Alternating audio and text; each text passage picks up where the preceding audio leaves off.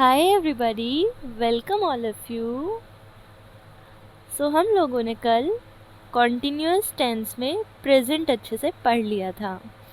इतना पार्ट कल यहाँ तक हमारा क्लियर हो गया था। अब हम कॉन्टिन्यूअस में ही यानी कि जो भी काम जारी रहता है उसमें आगे करते हैं।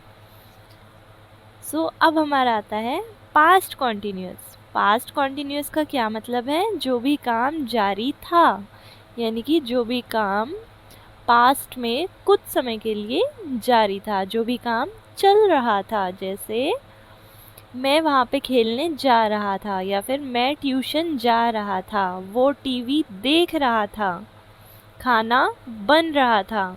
जो भी काम हो रहा था वहाँ पे आप लोग क्या यूज़ करते हैं? पास्ट टेंस को। और पास्ट में भी कॉन्टिन्यूअस को। कॉन्टिन्यूअस यानी जो भी काम चल रहा है, या चल रहा था, या चल रहा होगा। सो प्रेजेंट कॉन्टिन्यूअस में हम लोगों ने देखा था कि हम is am are plus I N G लगाते हैं। अगर पास्ट होगा तो इज एम आर की जगह पे हम क्या लगाएंगे? वॉज या फिर वर प्लस आई एन जी। जैसे कि यहाँ पे था प्रेजेंट में कि इसका यूज़ हम कब करते हैं? जब भी सिंगुलर की बात होगी, यानी कि एक की बात होगी। जैसे कि लड़का यानी ही, लड़की यानी शी, इट किसी भी चीज़ के लिए कोई भी नाम हो सकता है। और आर हमने कब लगाया था? जब एक से ज़्यादा थे। आई, वी, यू और दे के साथ हम लोग लगाते हैं आर। ही, शी, इट के साथ में हमने लगाया था इज़। सेम वही चीज़ यहाँ पे भी होगी।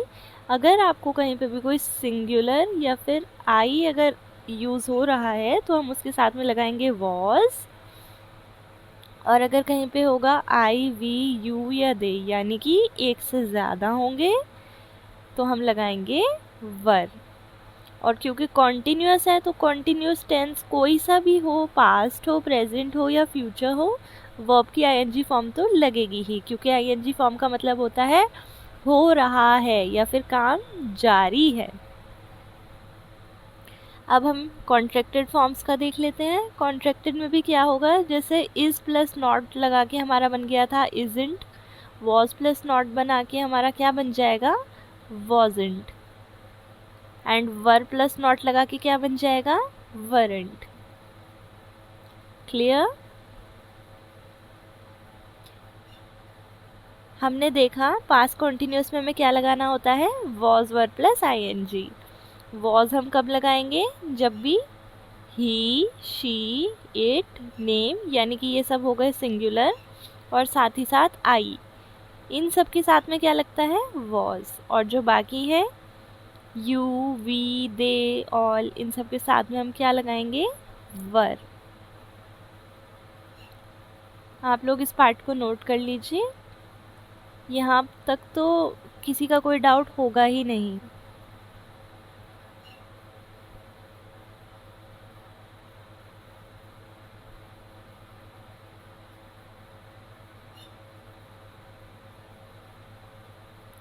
पास्ट में क्या लगाते हैं? Was were plus V one I N G. और फिर हमने देखा कि हमें वॉज और वर का कहाँ पे यूज़ करना है। सो hopping this part is clear. चलिए आगे बढ़ते हैं। अब हम वॉज का मेन यूज़ को समझेंगे कि अगर ये जो है हमारे पास पास्ट कॉन्टिन्यूअस, हम इसको कहाँ पे लगाते हैं। चलिए समझते हैं।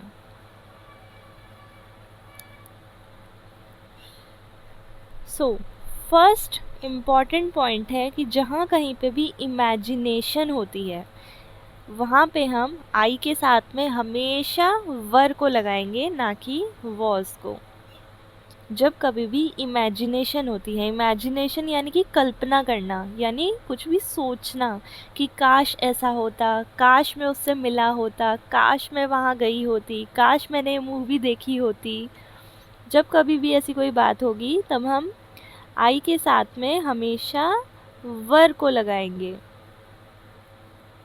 वरना नॉर्मली हम लोग आई के साथ में क्या लगाते हैं? आई के साथ में हमेशा वॉज आता है। लेकिन जब भी कोई इमेजिनेशन होगी, यानी कि कल्पना होगी, तब आई के साथ में हम क्या लगाएंगे, वर। इमेजिनेशन, ये सारे वर्ड्स यूज़ हो सकते हैं जब भी कोई विश है यानी कि इच्छा। प्रिटेंड यानी कि दिखावा करना, कि उसने ऐसा दिखावा किया जैसे वो सो रही थी, तो ये भी सच नहीं है, ये भी एक सिर्फ एक कल्पना है या एक दिखावा करना है, तो वहाँ पे भी क्या होगा, आई के साथ वर यूज़ होगा। इफ़ का मतलब ये होता है मानो, इफ़ ही इज़ गोइंग, मानो अगर वो जा रहा है, इस तरह से। सपोज़ करना भी मानना ही होता है, जैसे कि हम लोग मैथ्स में करते हैं ना कि सपोज़ एक खेत को इतनी बार जोता गया टाइप। सो इसके एग्जाम्पल देखते हैं। I wish I were born in London, कि काश मैं लंदन में पैदा हुई होती। यहाँ पे भी क्या है, विश, और जब कभी भी विश होती है तब आई के साथ में हम वॉज नहीं लगाते, वर्ड लगाते हैं। Next example, I wish you were a girl, कि काश तुम एक लड़की होती। सो अगेन यहाँ पे क्या है, विश, और विश के साथ में यहाँ पे वर ही आया। वैसे तो यहाँ पे आई नहीं था, यू के साथ में वर ही आता है, तो कोई बात ही नहीं थी, लेकिन फिर भी एक पॉइंट है कि जब भी विश हो तो फिर आई के साथ हम लोग वर्ड लगाएंगे। इतना पॉइंट क्लियर हुआ, इसको अच्छे से समझ लीजिएगा, इस पे एग्ज़ाम में अच्छे क्वेश्चन बन के आते हैं। अब हम पढ़ते हैं इसके स्ट्रक्चर को, तो चलिए स्ट्रक्चर की तरफ बढ़ते हैं। स्ट्रक्चर में अगेन सेंटेंस हमारे या तो पॉजिटिव होगा या फिर नेगेटिव होगा या फिर इंटेरोगेटिव, यानी कि जिसमें कुछ पूछा जाए। किसी भी सेंटेंस में सब्जेक्ट, वर्ब और ऑब्जेक्ट तो होते ही हैं, क्योंकि कॉन्टिन्यूअस है तो सब में वर्ब की आईएनजी फॉर्म आना भी ज़रूरी है, और क्योंकि ये पास्ट में है तो पास्ट में क्या आता है, वॉज या वर, वॉज या फिर वर, वॉज वर, वॉज वर, या फिर निगेटिव हो जाएगा तो वॉजंट या वरंट। स्ट्रक्चर देखिए इसका कितना सिंपल है, कुछ भी लर्न करने जैसा किसी में नहीं है। सबसे पहले सब्जेक्ट यानी कि किसने काम किया, और फिर आप ये भी बताओगे किस पर काम किया, यानी कि ऑब्जेक्ट, आखिर में क्या काम किया, वो वर्ब। अब क्योंकि वो काम चल रहा था इसलिए आईएनजी फॉर्म आई, और अगर एक के लिए है तो वॉज, और एक से ज़्यादा के लिए है तो वर्ड लगाते हैं। तो पॉजिटिव सेंटेंस का स्ट्रक्चर क्या बना, सबसे पहले सब्जेक्ट, फिर वॉज या verb, then V1 ING plus object. इसका एग्जाम्पल देखें, I was watching squid game, सबसे पहले क्या आया, आई, आई क्या है, सब्जेक्ट, आई के साथ में क्या आता है, वॉज, और वॉज उसके बाद हमने क्या लगाई, V1 ING form, and then आ गया ऑब्जेक्ट या जो भी काम किया। एक बहुत ही famous web series squid game आई थी जो कि काफ़ी ज़्यादा एडिक्टिव थी। सो ये सेंटेंस क्या है, आई वॉज वॉचिंग स्क्विड गेम, मैं स्क्विड गेम देख रहा था। देख रहा था क्यों, क्योंकि यहाँ पे वॉज वॉचिंग आया है, यानी कि पास्ट कॉन्टिन्यूस आया है। नेक्स्ट है हमारी नेगेटिव टाइप। नेगेटिव टाइप में क्या होता है, सिर्फ और सिर्फ नॉट लग जाता है, बाकी पूरा जैसे पॉजिटिव के साथ होता है subject, was, verb, V1 ING and object, as it is same है। नेगेटिव होने की वजह से ना वाले शब्द लग जाते हैं, ना, नहीं, तो इसलिए यहाँ पे क्या लग गया, not.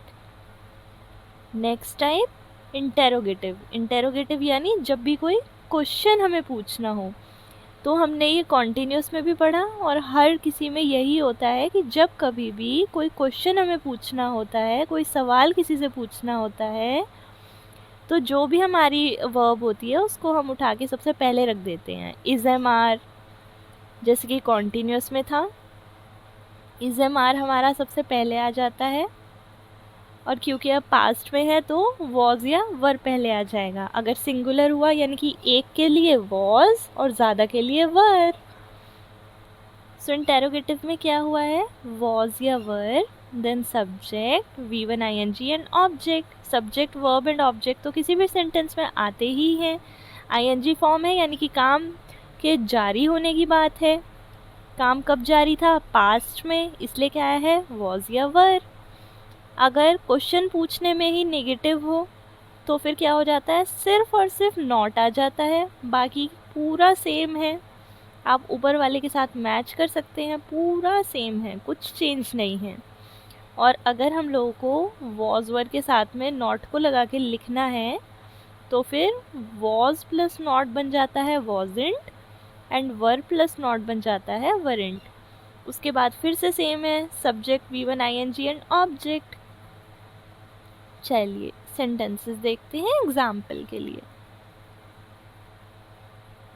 I was watching Squid Game, मैं स्क्विड गेम देख रहा था। ये तो सिंपल है, इसमें कोई मतलब प्रॉब्लम नहीं है। Next example, I was not watching Scam 1992। Scam 1992 भी, ये भी एक बहुत फेमस वेब सीरीज़ थी जो कि हर्षद मेहता की स्टोरी के ऊपर बनाई गई है। सो आई, सबसे पहले आई क्या आया, सब्जेक्ट, फिर वॉज, नेगेटिव है तो नॉट, फिर V1 की ING फॉर्म जो कि हमने क्यों यूज़ की है, क्योंकि हमें बताना है नहीं देख रहा था, और फिर लास्ट में आ गया हमारा ऑब्जेक्ट। सो सेंटेंस बन गया, I was not watching squid game, मैं स्क्विड गेम नहीं देख रहा था। Next, was she calling me, क्या वो मुझे बुला रही थी। जब भी क्वेश्चन पूछना होता है तो पहले क्या यूज़ करते हैं, वॉज या वर, उसके बाद में हम यूज़ करते हैं subject, then V1 ING and last में ऑब्जेक्ट। आप रूल के साथ में भी देख सकते हैं इसको, सबसे पहले वॉज या वर, फिर subject, then V1 ING and object. Next, were they not working, क्या वो काम नहीं कर रहे थे। अब वर यहाँ पे क्यों है, क्योंकि दे प्लूरल की बात है, दे का मतलब वो लोग। अब वो लोग तो एक से ज़्यादा हो गए, ज़्यादा है तो हमें वर लगाना पड़ेगा, क्योंकि हमें क्वेश्चन पूछना है, किसी से कोई बात पूछनी है, तो पहले क्या आएगा, वर। उसके बाद क्या आया, सब्जेक्ट, वर दे, नेगेटिव के लिए नॉट, और लास्ट में वर्ब की ING form, were they not working, क्या वो काम नहीं कर रहे थे। नेक्स्ट, वॉजंट शी स्लीपिंग, क्या वो नहीं सो रही थी। वॉज, या तो हम इसको कह सकते थे वॉज शी नॉट स्लीपिंग, और अगर हमें वॉज और नॉट को एक साथ में लिखना है तो हमने लिख दिया वॉजंट, फिर subject she and sleeping, verb की ING फॉर्म। सो ये हमने पढ़ा पास्ट टेंस को हम कहाँ पे यूज़ करेंगे, कैसे करेंगे, उसमें क्या हमको लगाना होता है, और उसके कुछ उसके structure plus examples.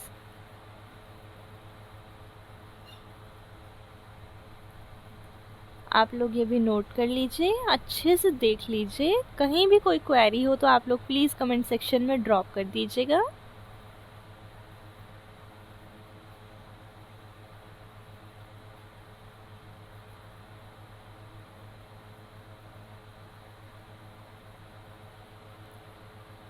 So next है हमारा फ्यूचर कॉन्टिन्यूस। हमने पढ़ा प्रेजेंट कॉन्टिन्यूस में क्या आता है, इज MR प्लस ING, फिर पास्ट कॉन्टिन्यूस पढ़ा, उसमें क्या आया, वॉज वर प्लस ING। अब हम फ्यूचर कॉन्टिन्यूस पढ़ने जा रहे हैं और उसमें क्या आता है, will shall be plus ING।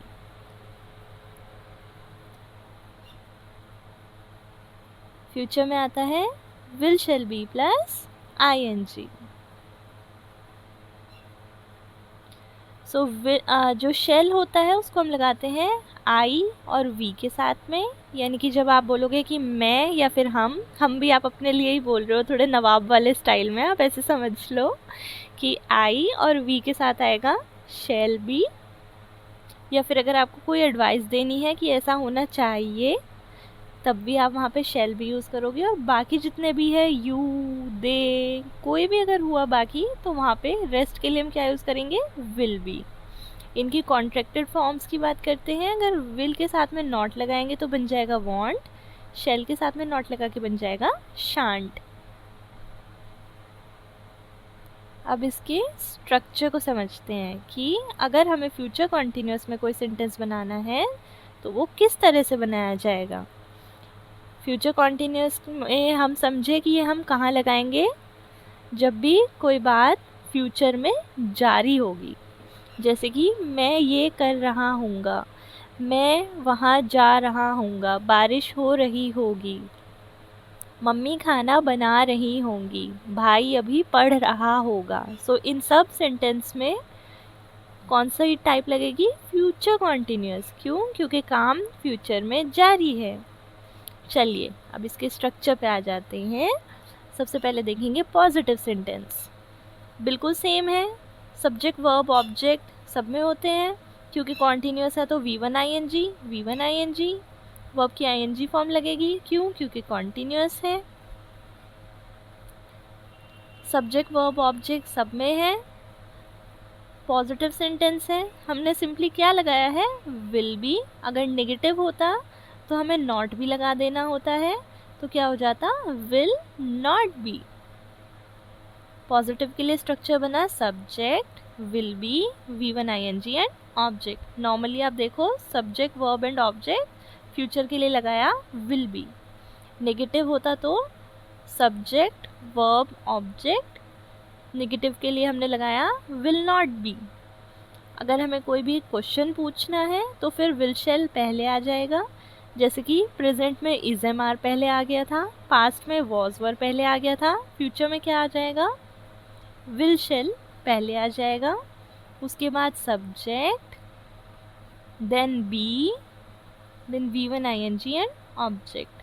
अगर नेगेटिव है तो नॉट लगा दिया, then be, V1 ING and object, be, V1 ING and object.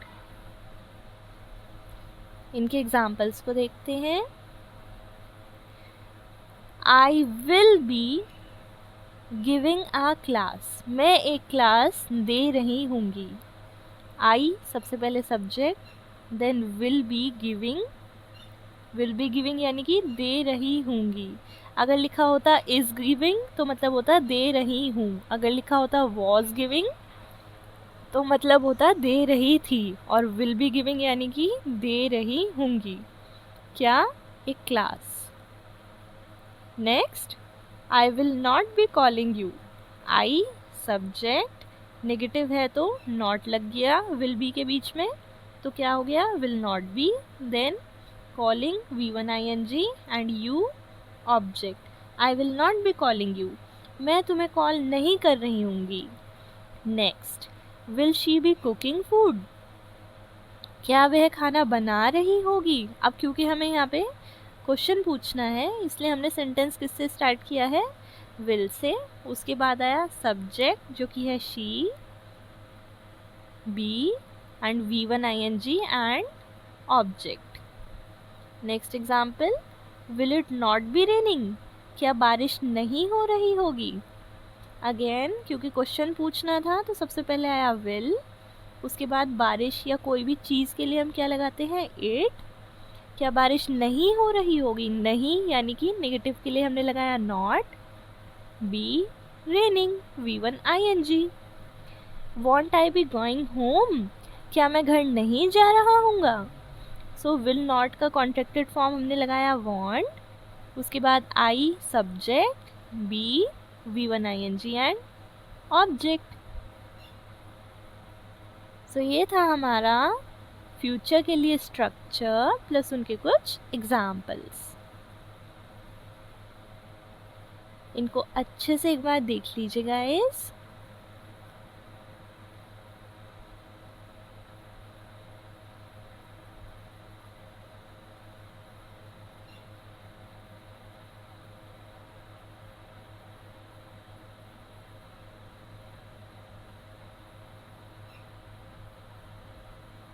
अगर कोई भी क्वेरी हो तो आप लोग कमेंट सेक्शन में ड्रॉप कर दीजिएगा। सो आज हमने कॉन्टिन्यूस टेंस को फिनिश कर दिया है और हम नेक्स्ट क्लास में पढ़ने वाले हैं परफेक्ट टेंस के बारे में। Alright guys, bye bye.